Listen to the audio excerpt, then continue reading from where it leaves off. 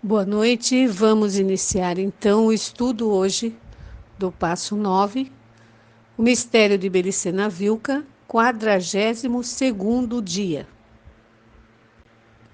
Todos os presentes em Poitiers, os senhores Ducão, Guilherme Plazian, Guilherme de Nogaret, Guilherme Imbert de Paris e Clemente V, o homem de pedra, Charles de Tarsis e o iniciado hiperbóreo e rei da França, Felipe o Belo, coincidem em que as maiores possibilidades de triunfar sobre o inimigo dependem de empregar uma arma secreta, a astúcia. A astúcia é o resultado evolutivo de um instinto animal e caracteriza a conduta do animal homem ou homem anímico, quer dizer, o homem dotado de corpo e alma criada. Mas também existem homens que possuem espírito não criado, ainda que na maioria dos casos este se ache adormecido na alma criada, e por isso se diz que tais homens estão espiritualmente adormecidos. Eles também podem manifestar astúcia anímica, pois o espírito adormecido ou estrategicamente confuso é incapaz de impedi-lo. Mas algo muito diferente ocorre quando o homem é efetivamente espiritual, o que só se pode dizer se se trata de um iniciado na sabedoria hiperbórea.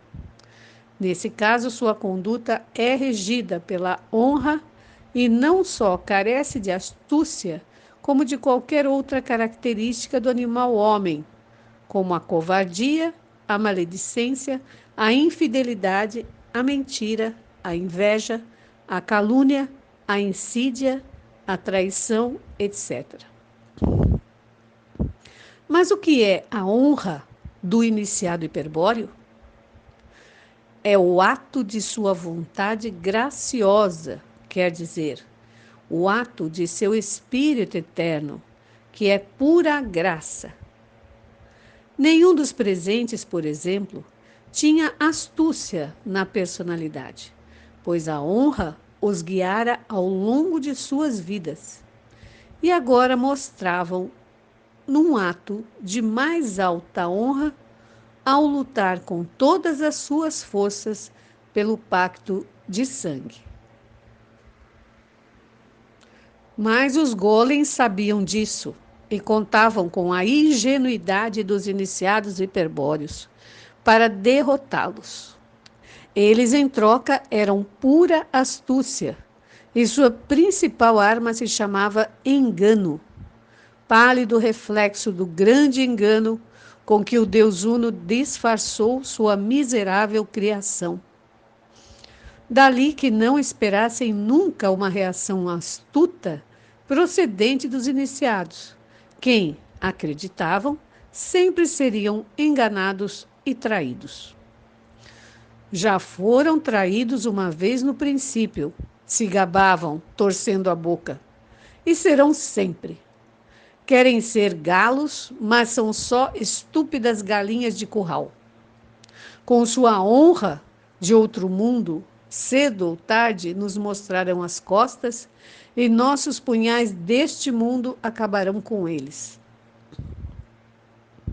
Sem dúvidas, os golem cometiam um erro de avaliação ao confiar na honra dos iniciados hiperbóreos. Segundo os princípios da guerra, as crenças do inimigo são fraquezas que podem ser exploradas em proveito próprio. Os iniciados hiperbóreos careciam de astúcia, mas sabiam o que era astúcia e podiam empregá-la como arma estratégica para surpreender o inimigo. Eis aqui o que se definia em Poitiers. Se os golem creem que seus inimigos atuarão com honra, e estes estavam alertados, então os ingênuos seriam eles. Logo, podiam ser enganados por meio da astúcia, que eles não esperavam, e conduzidos a uma armadilha mortal.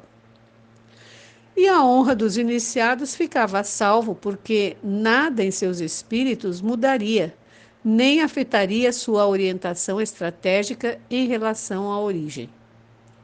Em meio de uma ação de guerra, os iniciados jogaram com a ilusão, aparentando ser o que não eram. Se os golem, mestres na arte de manipular a ilusão do mundo criado, caíam com o simples encantamento dos iniciados, isso só podia se qualificar como exploração dos erros do inimigo, algo perfeitamente legítimo de acordo com as leis da guerra. Se os templários fossem atacados por todos os flancos de uma vez, com certeza se defenderiam, com resultados imprevisíveis. Ao contrário, se o ataque provinha ostensivamente do campo do rei da França, enquanto que pelo lado do Papa, em quem deveriam confiar, achavam proteção, descuidariam desse lado e seriam fatalmente derrotados. A astúcia estratégica consistiria em conseguir essa confiança no Papa, para que este os pudesse entregar desarmados ao rei da França. Em outros termos, a estratégia exigiria montar um teatro com realismo suficiente para enganar os golem. Ao princípio, não teriam de suspeitar do argumento da comédia. Logo, do desenlace já não importaria. Os principais atores seriam o Papa e o rei da França. O Papa fingiria proceder de boa fé, mas demonstraria medo das represálias reais. Faria promessas e trataria de ganhar a confiança do inimigo, que o creria amigo. Felipe o Belo, por sua parte, representaria o soberano intolerante e ambicioso, procurando atrair sobre si toda a atenção do inimigo. Isso ajudaria no papel de Clemente V. Quando tudo esteve pronto em Poitiers, se levantaram as cortinas e começou o primeiro ato do drama.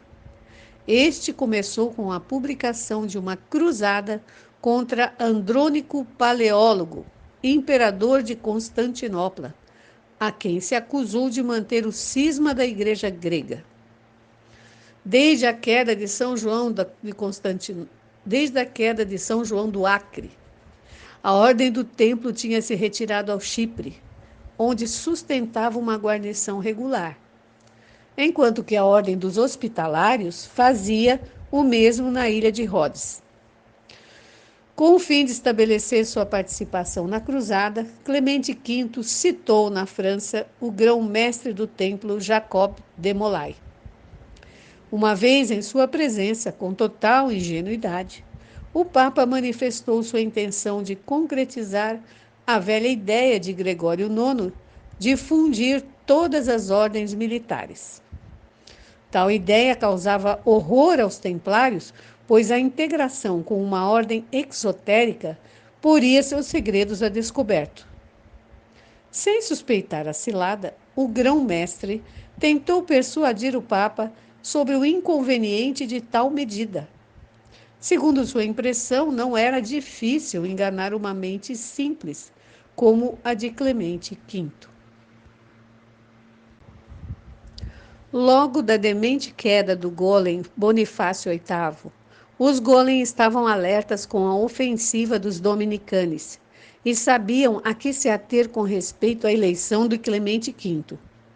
No entanto, consideravam-no só um instrumento de Felipe o Belo e seu entorno de filhos das trevas.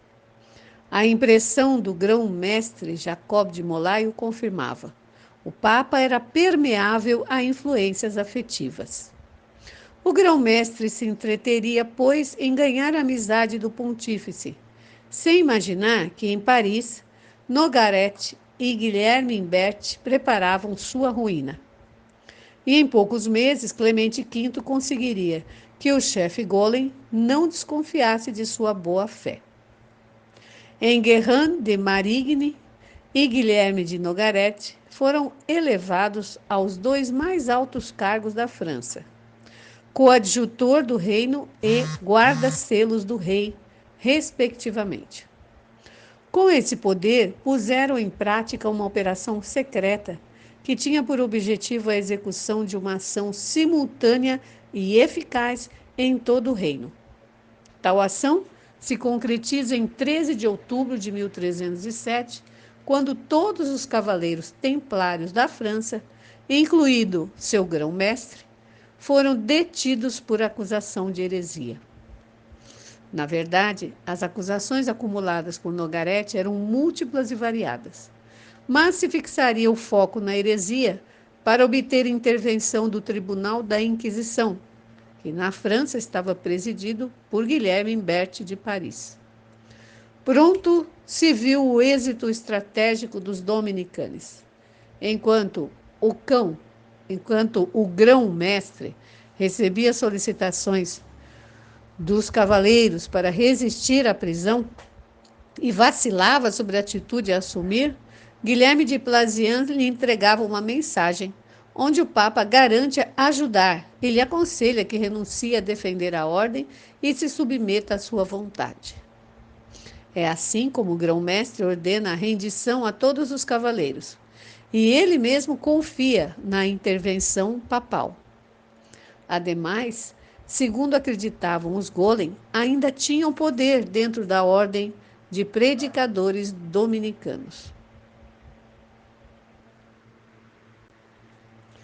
Felipe o Belo não perde mais tempo. Sem resistência, suas tropas ocupam todas as propriedades templárias.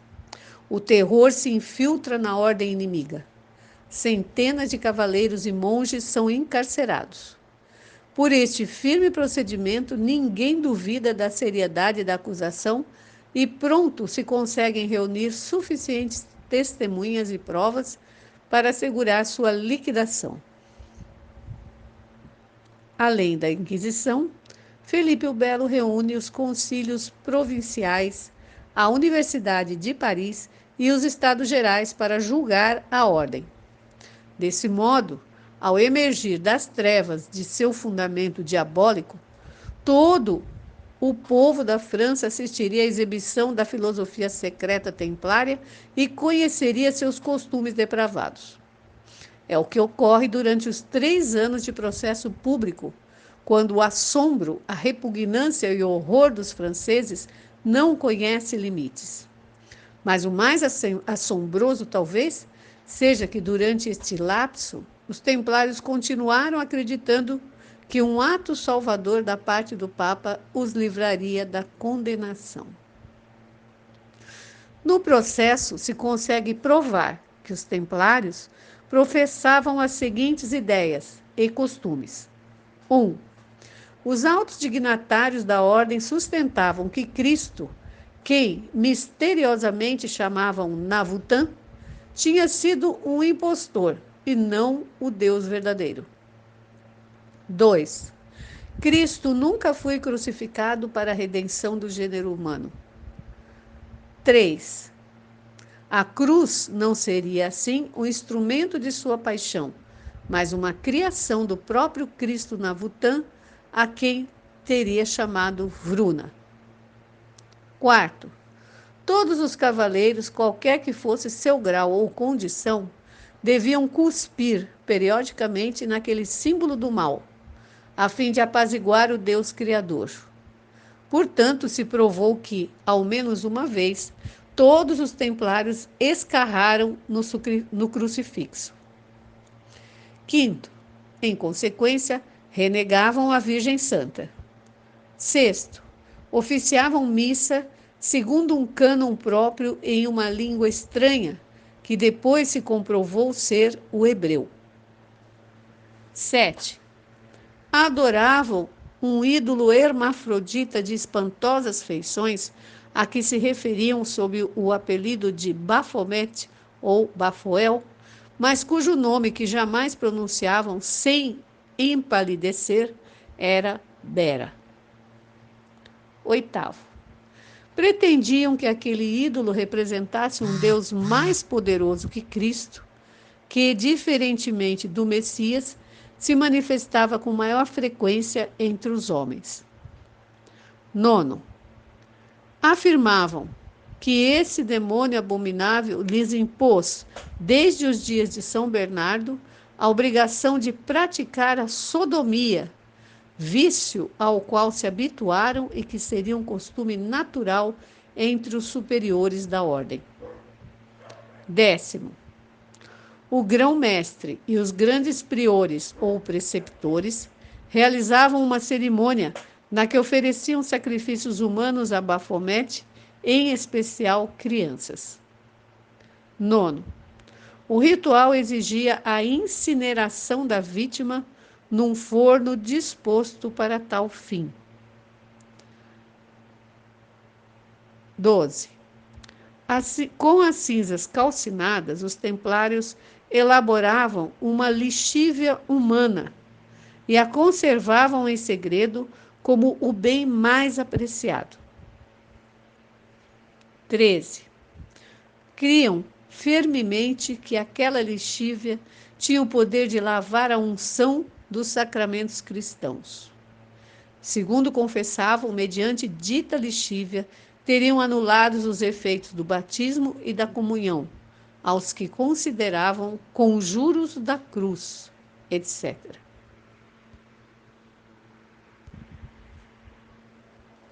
Desde o começo, os dominicanos decidiram distinguir entre templário e golem.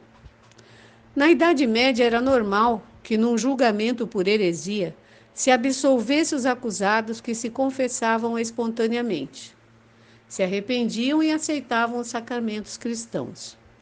No processo aos templários, tal possibilidade foi oferecida reiteradamente e muitos confessaram o que sabiam. No entanto, os dominicanos não estavam dispostos a permitir que os golem pudessem se safar da armadilha. Para eles, que jamais tinham perdoado, não haveria perdão.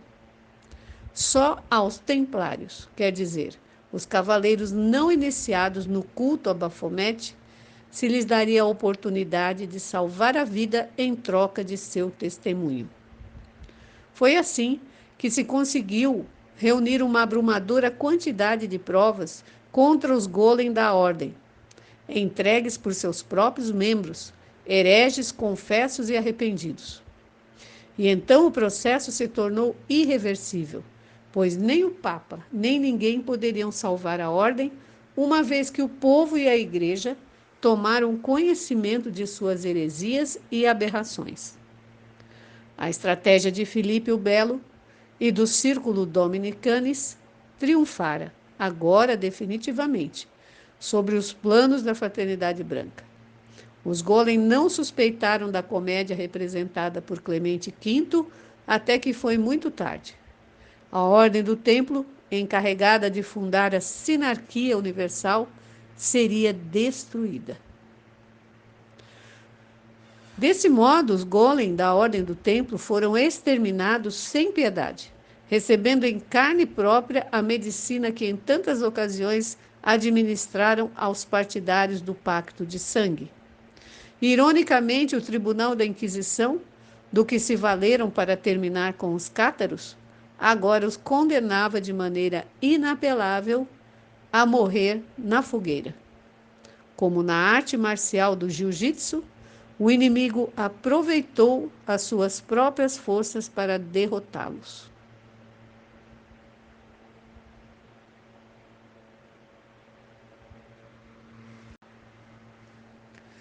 Jamais esqueceriam os golem o processo aos templários. Especialmente lembrada seria a data de 10 de maio de 1310. Nesse dia, no concílio de Sens, cujo bispado exercia Filipe de Marigny, irmão de Enguerrand, foram queimados a fogo lento 56 cavaleiros templários, a flor e a nata da hierarquia golem. Desde que os senhores de Tarsis incendiaram o bosque sagrado e fizeram perecer os 20 de Cartago, os golem não tiveram um dia tão azedo como esse 10 de maio. Atados pelas mãos a um robusto poste, A meia centena de golem de cens formava uma larga fila de condenados. Uma procissão de espectros marchando ao inferno. Aos pés de cada poste, a lenha empilhada agourava o fim próximo dos sacerdotes do Deus Uno. Antes que os irmãos menores acendessem a fogueira, um cavaleiro do rei Filipe, um monge guerreiro de alguma ordem desconhecida, se aproximava dos hereges e pronunciava em voz baixa algumas palavras, que os presentes tomavam por uma piedosa oração. No entanto, ao ouvi-la, o rosto dos golems se decompunha de ódio e alguns irrompiam em atrozes maldições.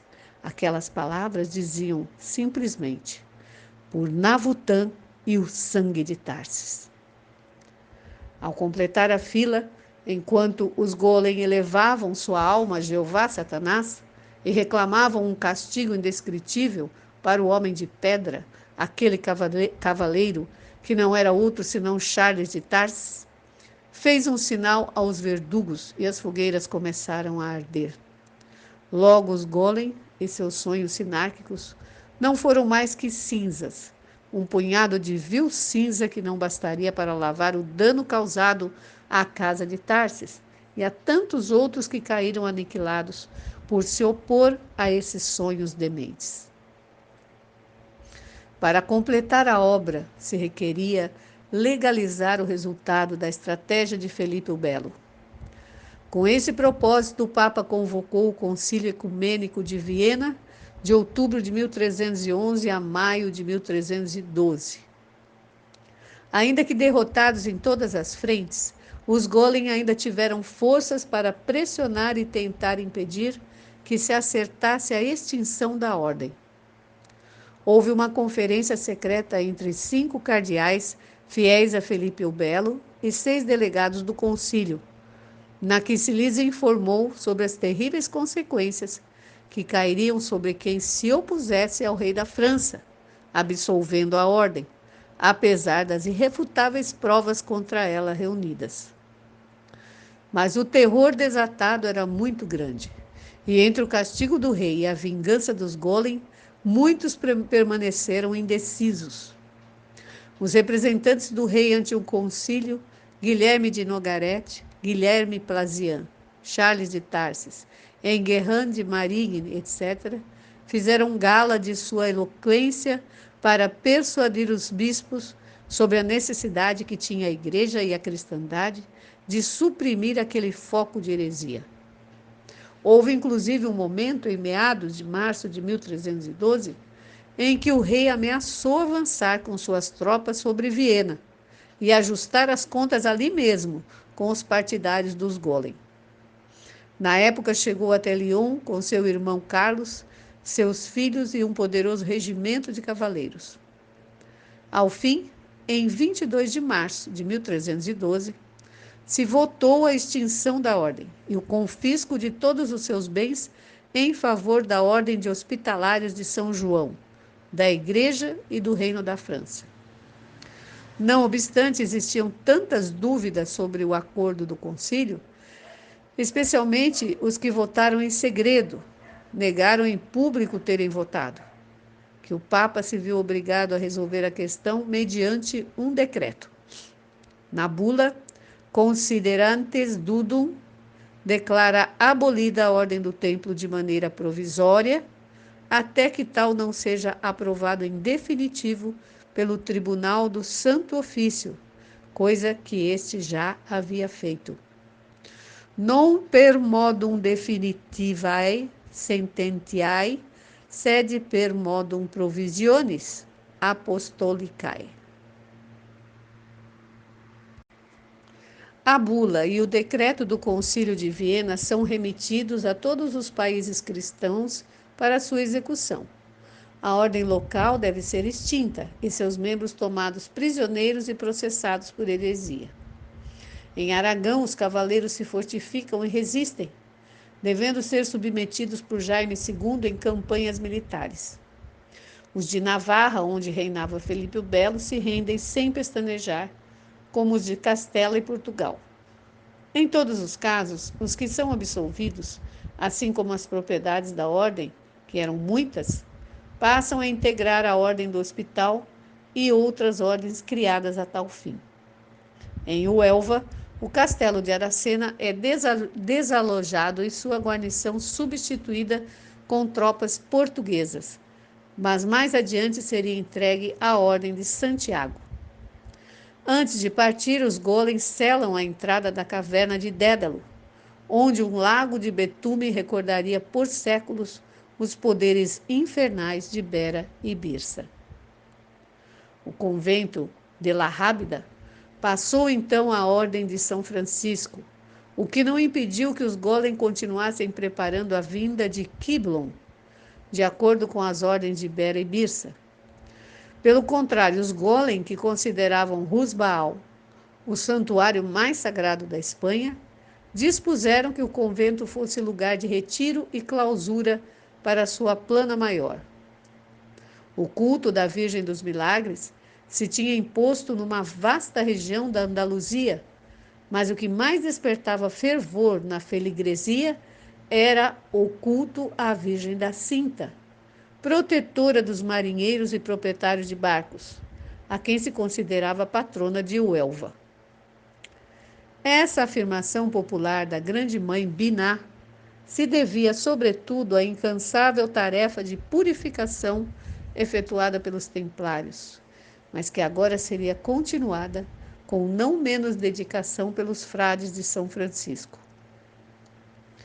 O que teria de ceder em troca seria a luta aberta contra a Virgem de Agartha, dado que a perda momentânea de poder dos golem lhes impedia de sustentá-la adequadamente.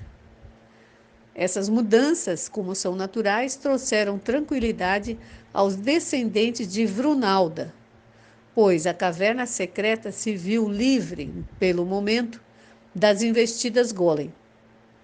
Já em 1312, um nóio tinha se instalado de modo permanente frente à espada sábia. Os principais chefes templários, o grão-mestre Jacob de Molay e outros 3 golem, continuavam prisioneiros na casa do Templo de Paris. Durante 3 anos se lhes aplicou sistematicamente o tormento com o propósito de lhes fazer confessar certos aspectos sutis da organização templária. 2 dados interessavam especialmente aos dominicanos. Desejavam conhecer seus vínculos com o Oriente, com a Fraternidade Branca, se existia alguma rota segura até a morada dos imortais. E saber se existia atualmente na França ou qualquer outro país europeu imortais golem, agentes das potências da matéria, mestres da Fraternidade Branca, etc., aos que se procuraria capturar de imediato. No entanto, com todo o terrível que possam qualificar, aqueles tormentos eram meras carícias frente às refinadas torturas que os golem aplicaram em mais de uma oportunidade aos senhores de Tarsis. De todos os modos, um bando de Nogaret anunciou que em 23 de março de 1314, os hereges seriam justiçados na Ilha dos Judeus, uma ilhota frente ao Palácio Real, onde os dominicanos costumavam queimar os filhos do povo eleito. No dia assinalado, Jacob de Molay, Godofredo de Charnay, Hugo de Payrand e Godofredo de Gonneville, sacerdotes que tinham dominado os mais secretos conhecimentos do pacto cultural, eram amarrados às estacas e entregues à purificação do fogo. Felipe o Belo, os círculos dominicanes, em peso, e numerosos senhores de Tarsis que viajaram do sul da França para a ocasião, contemplaram a ígnea cena que fechava uma etapa histórica, um período caracterizado pelos ignóbeis ataques contra o sangue puro e o espírito eterno. A conspiração dos demônios se consumia nessas 4 fogueiras, na Ilha dos Judeus, na cidade de Paris, em 23 de março de 1314. O triunfo da estratégia hiperbórea estava seguro. Os planos da Fraternidade Branca para instaurar a sinarquia universal, impossibilitados de se realizar por 7 séculos, e a vinda de Quiblon à Espanha, atrasada 180 anos.